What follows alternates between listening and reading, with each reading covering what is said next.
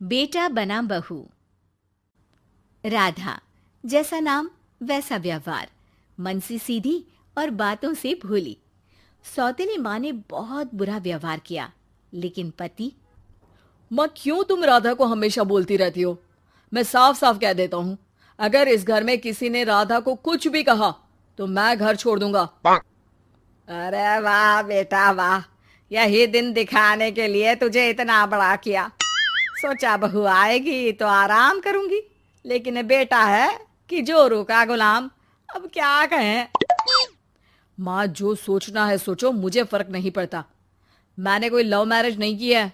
आपने जिससे बोला मैंने शादी की, लेकिन अब मैं राधा को किसी भी परेशानी में नहीं देख सकता। हाँ हाँ, और मुझे देख सकते हो क्यों? अरे माँ, देखना तो मैं तुझे भी नहीं चाहता, लेकिन खुद सोच, राधा के आने से पहले तुम पूरा खाना बनाती थी, लेकिन अब जब से राधा आई है एक गिलास पानी भी खुद से नहीं लेती। अरे भाई, राधा भी तो मेरी ही उम्र की है। मैं आपके लिए बच्चा तो वो आपके लिए समझदार बहू। कैसे? उसे वक्त देना माँ। वो थक जाती है, रोती है, उसके पैर में दर्द होता है। आपको वो क्यों नहीं दिखता माँ? नहीं नहीं, ऐसा कुछ भी नहीं है। अरे वाह जी वाह, सारी तीली लगा दी। अब बोल रही है कि ना जी ना, कोई बात ना है। तीली? क्या बोल रही हैं आप सासू माँ? अरे राधा, तुम चिंता ना करो। माँ की आदत है हर बात पर ताने देने की। तुम कमरे में जाओ, मैं ग्रीन टी लेकर आ रहा हूँ। सास बेटे की हरकत से आग बबूली हो जाती है। बेटा, तूने आज प्रूव कर दिया कि बेटा कभी अपना नहीं होता। अरे जोरू के गुलाम, शर्म कर शर्म। तेरी माँ हूँ, सास नहीं जो खरी खोटी सुना रहा है कल की आई दुल्हन के आगे। अरे बहू बनना आसान ना है। बेटा, जो कि अपनी नई नवेली पत्नी पर जान छिड़कता था, माँ की बातों से गुस्सा हो जाता है। माँ, साफ साफ बात करो। तुम राधा को कभी कुछ नहीं कहोगी, इसके लिए मैं क्या कर सकता हूँ? कुछ नहीं कहूंगी? अरे बेटा, बावला हो गया है क्या?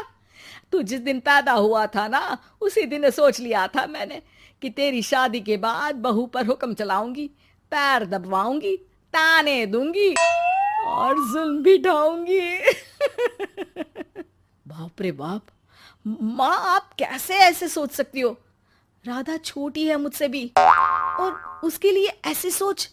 अरे बेटा, एक बेटी का बाप और माँ उससे बचपन से ही सहनशीलता सिखाते हैं, जिससे कि वो कुछ भी सुनने के लिए तैयार रहे।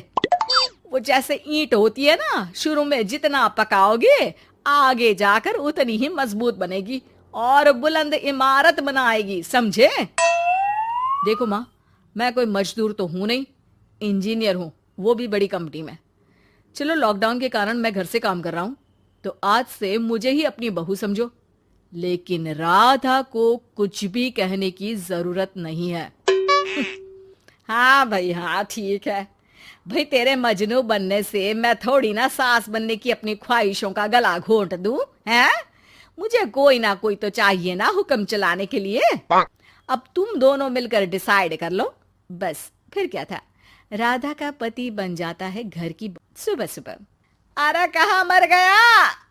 अरे ना ना, मेरा बेटा, क्यों मैं सुबह सुबह ऐसे शब्द निकाल रही हूँ, गुनाह हो जाएगा। अरे कहाँ रह गया ससुर का नाती? जरा चाय तो पिला।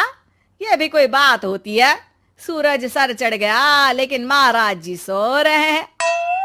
बेटा पलंग से उठता है। मैं जल्दी से जाकर चाय दे आती हूँ माँ जी को।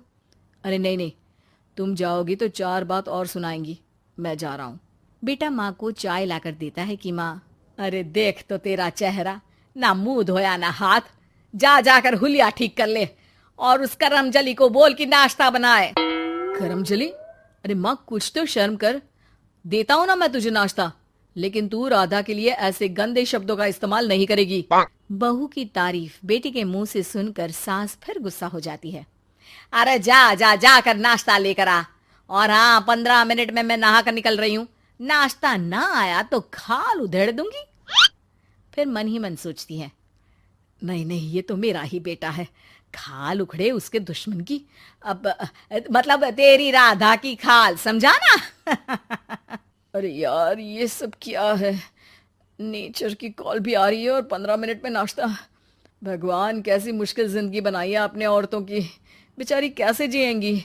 बेचारा बेटा किचन में जाता है जहाँ राधा आलू पूठी बनाकर उसका इंतजार कर रही होती है। आप मेरे लिए इतना कर रहे हैं तो क्या मैं आपके लिए इतना भी नहीं कर सकती? ये लीजिए, नाश्ता बना दिया है, दे आइए माँ जी को। अरे थैंक्स राधा, माँ नहाने गई है, मैं बस अभी आया। ये नाश्ता यहीं रख दो, मैं आकर दे दूंगा माँ को। थोड़ी देर में माँ की आवाज आती है। अरे कहाँ रह गए? 15 मिनट हो गई, नाश्ता कहाँ है? बेटा हाथ में वही आलू पूठी वाली थाली लेकर खड़ा हो जाता है माँ के सामने। ये रहा नाश्ता, लो खाओ। माँ थोड़ा सा खाना खाती है और फिर छी छी, ठंडा खाना यही सिखाया है तेरी माँ ने? फिर थोड़ा सोचकर रुक जाती है। इसकी माँ तो मैं ही हूँ, खुद पर ही सवाल कर रही हूँ मैं। अन्ना जी ना, अरे बेटा नाश्ता गर्मा गर्म अच्छा लगता है, खास करके पूड़ियाँ। पूड़ी तो छन से छने और टन से प्लेट में आ जाए। देखा माँ, जो बातें आप राधा को सुनाती हो वो अपने बेटे को सुनाने में कितना दुख होता है। तो जैसे आप मुझे सोचती हो वैसा ही राधा को भी समझा करो ना। अरे जितने लाड प्यार से आपने मुझे बड़ा किया, क्या उसकी माँ ने नहीं किया? हाँ हाँ पता है, उपदेश मत दे। लड़की का काम ही क्या होता है? खाना बनाना। और खाना बनाने में कौन सा बड़ा काम है? फिर सारा दिन घर में पलंग ही तो तोड़ना है। अब तू बता, तू अपने से तुलना कैसे कर सकता है उसकी? कर सकता हूँ माँ। मैं अगर बहू की बेटे से तुलना करने में आ गया ना, तो तुझे समझ में आएगा कि बहू की जिम्मेदारी भी कम नहीं होती। मेरा दोस्त है ना राम, जानती हो ना? हाँ हाँ, क्यों नहीं जानूंगी। उसकी बीवी और माँ में नहीं बनती। बीवी ये मोटे मोटे ताने सास को देती है और सास उसे। हाँ हाँ तो फिर क्या, घर ठीक से चल नहीं पा रहा था। सास कहती बहू काम सारा करे, बहू का कहना था कि सास मदद करे।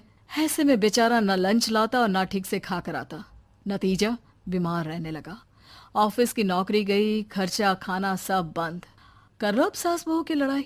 बेटा बीमार घर पर बैठा, पैसे की आमदनी नहीं। बहू भी कभी मायके कभी ससुराल। अब तो सुना है सास बहू की ही कमाई खा रही है, वो भी तानों के साथ। घर का भी सारा काम वही करती है। अरे बस कर बेटा, मुझे समझ में आ गया। तू तो बेटा ही रहे, बहू को अब बहू नहीं, मैं बेटी बना कर रखूंगी।